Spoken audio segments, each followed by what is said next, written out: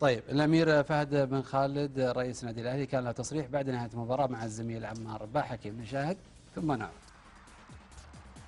أولا الحمد لله رب العالمين على الفوز والمستوى والنتيجة.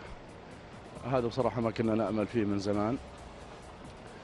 كل أمانة عمار احنا صعبنا المباراة على نفسنا بعد ضياع ضربة الجزاء، ولا كان ممكن المباراة تكون أسهل علينا خاصة الشوط الثاني.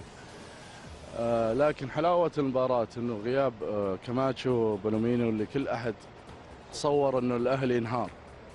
كان الحمد لله ابناء النادي في يومهم اثبتوا للجميع انهم قادرين على تجاوز اي مطب ممكن يعثر الفريق سواء بغياب محترف او غيره. فالحمد لله انه اليوم كانوا على قدر من المسؤولية، أسعدوا أنفسهم أسعدوا جماهيرهم. 3 نقاط جدا مهمة بالنسبة لنا، قربتنا كثير من المنافسة.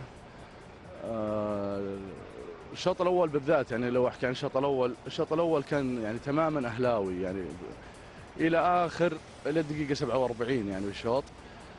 الحمد لله أنا اللي يهمني في المباراة أكثر والله من أنه طبعا أكيد أنه السعادة أكثر بحكم أنه المنافس التقليدي لك يعني، لكن اللي يهمني أكثر أنا شخصياً أنه الأهلي قادر متى ما أرادوا رجالات الأهلي اللي كانوا في الملعب أنهم يتجاوزوا أي معضلة، أنهم قادرين. وأكبر دليل نتيجة اليوم المستوى والنتيجة والله الحمد.